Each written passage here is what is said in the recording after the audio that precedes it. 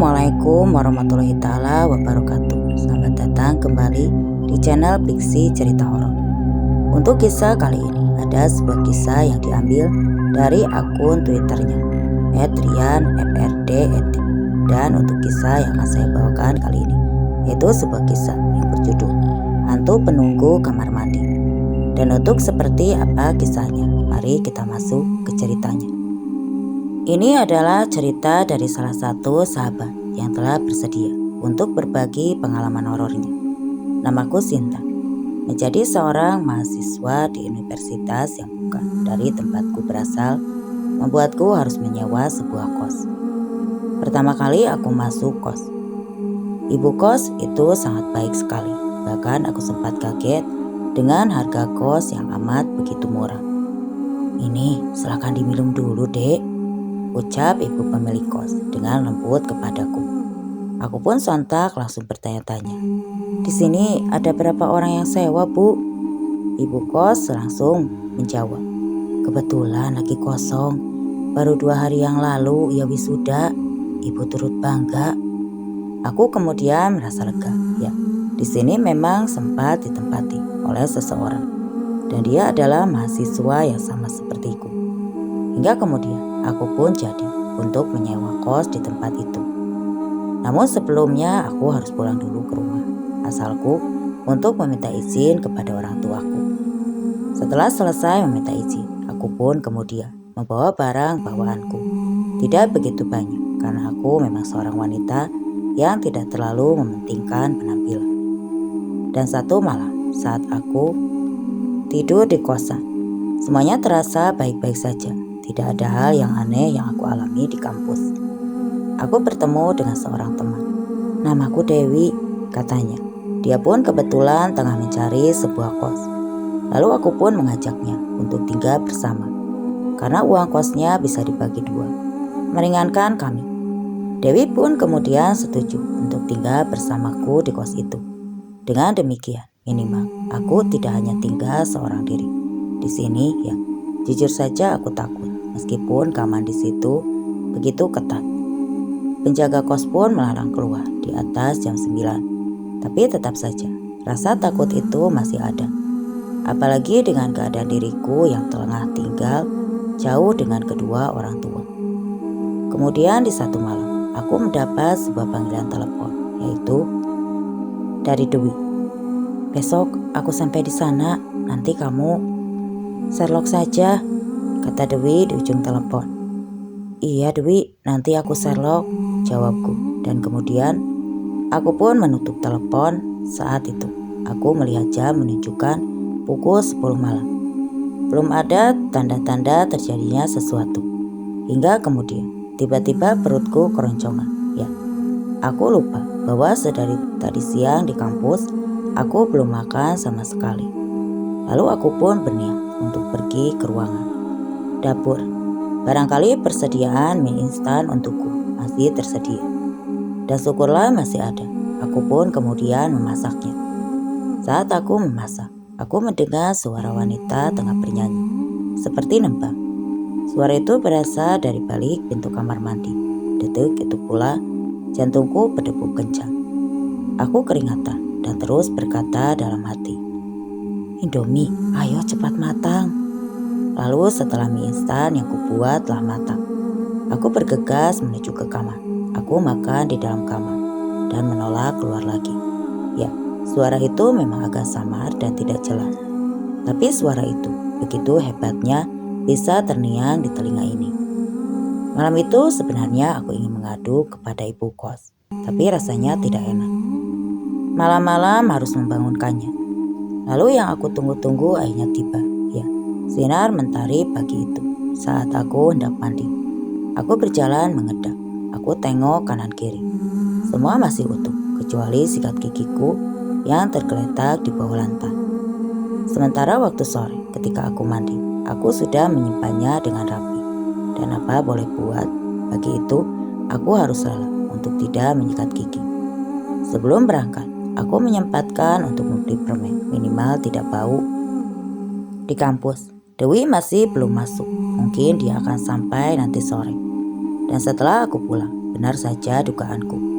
Dewi menelepon dan dia mengatakan sebentar lagi katanya dia akan sampai. Aku yang sedang nongkrong di tukang fotokopian pun langsung bergegas kembali ke kosan. Saat aku sampai di kos, aku sempat terkejut. Ibu kos tengah duduk di depan pintu kamar. Ibu kos dan kemudian tersenyum padaku. "Bu, ada apa ya? Bukannya sekarang bukan tanggal iuran kos?" kataku. Si ibu kos menjawab masih dengan tersenyum. "Memang bukan, ibu hanya main saja. Ibu boleh masuk," katanya. Kemudian aku sedikit menggaruk-garuk kepala. Ya, kamarku masih berantakan. "Kenapa Sinta? Boleh kan ibu masuk?" "Boleh kok bu," jawabku kemudian. Aku dan si ibu kos pun langsung masuk ke dalam. Aku cengengesan karena kamarku begitu berantakan. Gak apa-apa, wajar kok. Ibu juga dulu waktu masih muda kadang suka ngerasa malas buat beresin kamar, katanya kemudian. "Maaf ya bu, Sinta cuma bisa ngisi air putih. Soalnya persediaan di sini sudah habis, belum beli lagi." Si ibu lagi-lagi tersenyum. "Gak apa-apa." Aku pun kemudian teringat oleh Dewi. Ya, dia mau tinggal satu kos di sini bersamaku. "Oh iya bu, jadi temanku ada yang mau tinggal satu kos di sini. Gak apa-apa kan? Biar bisa patungan biayanya gitu loh bu." Si ibu lagi-lagi tersenyum. "Gak apa-apa, silahkan." Lalu kemudian si ibu kos pun pamit. Setelah ibu kos pamit, ponselku berbunyi. Dan itu adalah panggilan dari Dewi. Katanya dia sudah di depan perempatan. "Aku susul kamu ya," kataku. Tapi kemudian dia menjawab, "Gak usah lah, aku naik ojek aja ya, nanti kamu Sherlock," katanya. Lalu singkat cerita, Dewi pun datang. Aku pun tersenyum menyambutnya. Ya, setidaknya untuk hari ini dan kedepannya. Untuk hari-hari berikutnya akan ada seseorang teman yang menemaniku di sini. Mungkin bisa jadi teman curhatku saat itu. Dewi ingin mandi. Aku tunjukkan kamar mandinya. Lalu tiba-tiba Dewi memanggilku. Katanya, "Ini kenapa kok berantakan kamar mandinya?" Aku pun terkejut. Wah, kok bisa sih? Aku pun merasa aneh. Ya, memang di sini sungguh aneh. Aku belum masuk kamar mandi. Sementara siapa yang sudah membuat kamar mandi ini berantakan? Aku dan Dewi saling pandang hingga kemudian Dewi berkata, "Ya sudahlah, kita beresin saja." Dan setelah selesai membereskan kamar mandi, kemudian Dewi izin untuk mandi lebih awal, disusul oleh aku setelahnya. Setelah selesai mandi, sebagai bentuk sambutan, aku pun masak untuk Dewi. Biarpun Dewi sempat menolaknya, katanya biar kita sama-sama saja. Tapi aku tidak enak, dia baru saja datang dari sebuah perjalanan jauh. Lalu sudah, aku suruh saja dia untuk duduk. Setelah aku selesai masak, aku pun menghidangkannya. Lalu Dewi pun berkata, "Kamu jago masak ya, enak." Saat itu, jam menunjukkan pukul 8. Masih belum terlalu malam, lagi pula besok juga hari Minggu. Setelah selesai makan, kita berdua berbincang bersama. Di tengah-tengah obrolan, tiba-tiba suara keran kamar mandi itu pun menyala. Kami berdua pun kemudian terdiam. Ada sekitar 10 detik. Kemudian keran itu mati kembali dengan sendirinya. Kita berdua kemudian dibuat shock. Aku dan Dewi akhirnya kemudian saling pandang melihat ke arah satu sama lain. Kita berdua saling tatap. "Sebelumnya kamu pernah dengar ini belum?" tanya Dewi kepadaku. Aku menjawabnya dan menggeleng. "Kamu berani gak kita ke kamar mandi?" tanya Dewi padaku. Jujur saja, aku adalah seorang penakut. Akan tetapi, rasa penasaranku ini begitu tinggi. Akhirnya aku memberanikan diri untuk mengecek keadaan kamar mandi. Dewi berada di belakangku. Saat itu pintu masih tertutup rapi. Aku dan Dewi mendekatinya. Kami pun memberanikan diri untuk membuka pintu dan tidak ada siapa-siapa di sana. Susunan sabun mandi, odol, dan sikat gigi masih rapi. Tidak seperti saat tadi. Ketika Dewi hendak mandi, semuanya tiba-tiba berantakan. Kami berdua kemudian kembali ke kamar. Di dalam kamar, Dewi kemudian bertanya padaku, apakah aku sebelumnya benar-benar tidak pernah mengalami kejadian seperti tadi. Aku bingung karena aku memang belum pernah mendengar keran menyala sendiri seperti tadi. Belum pernah kok, jawabku. Tidur yuk, perasaan aku udah mulai gak enak gini, kata Dewi. Kemudian, mendengar kata itu, aku menjadi semakin merasa takut. Terus terang, jika salah satu di antara aku misalkan ada yang bersikap biasa saja atau bahkan berarti, mungkin aku akan terbawa biasa saja, bahkan berani. Tapi karena Dewi takut, aku menjadi semakin was-was. Dan besok kami berdua pun sudah sepakat untuk bicara ke ibu kos tentang apa yang telah terjadi. Lalu siang pun datang, membangunkan kami berdua. Kami berdua pun berniat untuk mandi. Ini aku yang mandi duluan. Sontak aku dibuat terkejut karena baru saja membuka pintu kamar mandi. Mungkin secara tidak sengaja. Aku menjerit. Dewi pun terkejut dan menghampiriku. Ada apa? Ada apa, Tak? Aku tidak bisa menjawab dan tidak berkata apa-apa. Aku menunjuk bagian bawah lantai kamar mandi tersebut. Di sana terlihat jelas ada sebuah jejak kaki yang ukurannya lebih besar dari kaki manusia normal. Kami berdua pun tidak mandi dan bergegas langsung menghadap ke ibu kos, berencana untuk mengadu tentang hal yang kami alami belakangan ini. Namun sialnya, ibu kos sedang tidak ada di rumah. Kami berdua pun berpesan kepada asisten rumah tangganya untuk menyampaikan kepada ibu kos bahwa tadi kami mencarinya saat itu. Kami tidak berani untuk pulang lagi ke kosan dengan keadaan yang belum mandi. Kami berdua diam di sebuah warung. Di sana kami membayangkan bahwa betapa begitu jelas jejak kaki yang ada di kamar mandi tersebut. Ini padahal masih siang loh, Tak, kata Dewi. Kemudian ibu pemilik warung bicara. Kalian kesini pada nyariin ibu ya? Aku dan Dewi saling tatap. Kok ibu bisa tahu kalau kami lagi nyari ibu kos? Tanyaku. Tadi sih katanya ibu mau ke pasar, tunggu saja, kata si ibu pemilik warung. Sampai akhirnya setelah ibu kos pulang dari pasar, aku dan Dewi beserta ibu kos langsung mengecek keadaan kamar mandi. Di sana seketika, jejak kaki itu hilang, lenyap entah kemana. Gak ada juga, kata ibu kos.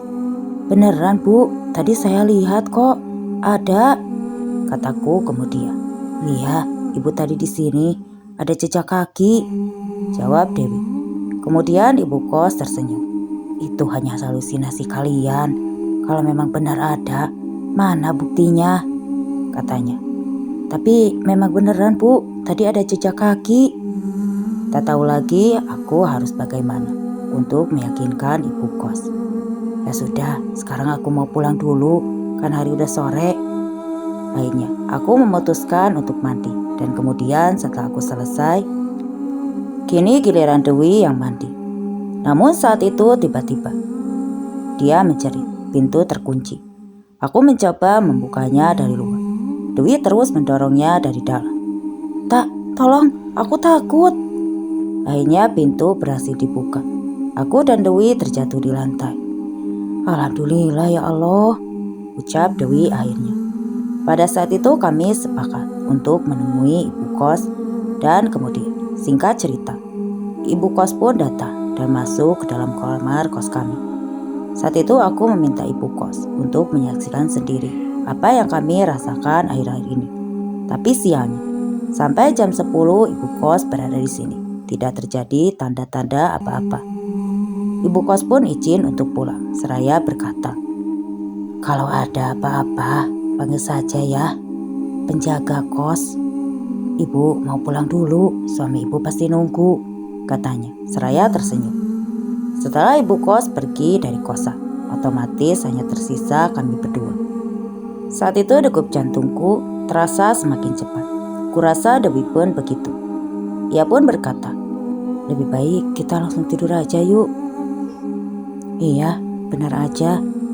Namun saat kami berdua akan tidur, tiba-tiba saja terdengar seperti suara benda dilempar, dan itu berasal dari arah kamar mandi. Suasana di dalam kamar mandi mulai tidak karuan. Ketika keran itu tiba-tiba hidup kembali, lalu di menit berikutnya keran itu mati, sunyi kembali. Aku dan Dewi saling bertatapan di balik kesunyian. Tiba-tiba aku mendengar suara itu lagi. Suaranya melengking seperti penyanyi sungguhan. Aku dan Dewi sontak langsung saja. Kami menjerit karena terkejut, namun mulutnya ditutup olehnya. Karena saat itu sudah malam, namun mulutnya ditutup oleh tangannya sendiri karena refleks. Malam itu pukul 11, aku dan Dewi mencoba memberanikan diri untuk menghampiri kamar mandi itu. Suara tembang itu masih terdengar. Suaranya begitu lembut sekali, tapi membuat bulu kuduk berdiri. Dewi mendorongku saat sampai di depan pintu. Kemudian saat pintu terbuka, tampaklah sosok wanita yang usianya tidak terlalu tua. Kupikir masih seusia ibu kos, namun dia tidak menghadap ke arahku. Dia membelakangiku, pakaiannya rapi seperti busana adat. Di saat aku dan Dewi berlari, dia tertawa cekikikan. Suaranya begitu menyeramkan dan itu terus terngiang di telingaku. Malam itu aku lari dan terus berlari sampai keluar pagar kos. Untungnya pada saat itu pagar tidak dikunci. Begitu aku lari, aku bertemu dengan seorang nenek tua. Aku sempat kaget karena nenek tua itu memanggil kami berdua. Sini." Dewi pun berkata, bisa jadi dia bukan orang. Tidak mendengar Dewi berkata begitu, aku langsung ketakutan. Tapi kemudian si nenek berkata, "Pok, ya sudah, jangan takut. Lihat, kaki nenek masih ngicik tanah." Aku dan Dewi kemudian menghampiri nenek itu dengan ragu. Si nenek kemudian berkata, "Kenapa kok bisa malam-malam begini keluar rumah? Adek kan perempuan." Aku pun menjawabnya, "Aku takut, Nek." Dewi kemudian memotong, "Tempat kos kami berhantu." Nenek itu justru tertawa. "Loh, Nenek kenapa tertawa? Kami gak bercanda, Nek," ucapku yang masih terbata-bata. Dengan sisa tertawa, nenek itu berkata, "Jangan khawatir kok, dia baik. Dia memang suka nembang." "Kok si nenek bisa tahu?" Kemudian si nenek pun mengajak kami untuk menemui pemilik kos. Ibu kos pun keluar rumah. "Maaf Bu, kami ganggu malam-malam begini," kataku. Ibu kos hanya tersenyum. "Gak apa-apa." Kami pun ditawari minuman. Dan saat itu si nenek mulai bicara. "Biarkan saja bangunan itu digusur. Kalau tetap dipertahankan, kasihan anak-anak ini," katanya. "Loh, kok anakku?" Aku dan Dewi pun terkejut. "Iya Bu, tapi mau bagaimana lagi? Itu sumber penghasilan. Sementara Mas kan sekarang lagi sakit," jawab ibu kos. "Arwadi memang sering bergentayangan di kamar kos itu, Dek. Ibu minta maaf," ucap ibu kos kepada kami. Lalu ibu kos menceritakan kenapa hantu itu ada di kamar mandi beserta asal-usulnya. Pada suatu malam, saat dirinya baru saja pulang manggung dari hajatan, kakak laki-lakinya itu kemudian memboncengkan D. Dan ini bagian terburuk dari ceritanya. Kakak laki-lakinya itu membawa D ke tempat sepi. Di sana D disetubuhi, lalu D menjadi pemurung. 2 bulan berselang, perut D semakin membesar. Itu menjadi sebuah tanda tanya yang besar. Kakak laki-lakinya itu terus mengancam kalau D sampai memberitahukan kejadiannya, dia akan dibunuh. Pada satu malam, D menulis sepucuk surat yang disimpannya di meja, yaitu kemudian dia ditemukan di esokan harinya, tewas gantung diri di sebuah pohon mangga yang sekarang jadi bagian dari kamar mandi kos tersebut. Si nenek membaca surat dari anaknya itu. dan suratnya berisi, "Maafkan aku, maafkan anakmu ini, Bu. Anakmu telah gagal. Anak ini adalah darah daging masku sendiri." Setelah membaca surat itu, si nenek menangis sejadi-jadinya. Ia kemudian melaporkan anaknya sendiri ke kantor polisi. Setelah anaknya itu ditemukan tergelantung di pohon mangga, dan semua pertanyaannya telah terjawab. Si nenek jatuh pingsan dan sempat sakit. Ya, dia adalah anak bungsu kesayangannya, dan dia adalah satu-satunya anak yang meneruskan pekerjaannya sebagai sinden. Aku dan Dewi keesokan harinya meninggalkan kosan tersebut. Ibu kos bilang, "Maaf ya dek, ibu telah berbohong," katanya sambil menangis. Aku pun merasa terharu. "Gak apa-apa kok Bu, kami harusnya minta maaf. Ini uang kos kami Bu," kataku. Tapi kemudian ibu kos menolaknya. "Iya, tidak apa-apa, kalian gak usah bayar. Maafin ibu ya sekali lagi, ya dek." Kami berdua pun akhirnya pamitan ke ibu kos dan mencari kos yang baru. Dan cerita pun selesai. Oke teman-teman, itulah akhir dari cerita ini. Terima kasih untuk yang sudah mampir di channel ini. Mohon maaf bila ada salah penyampaian dan salah kata. Saya pamit undur diri. Wassalam.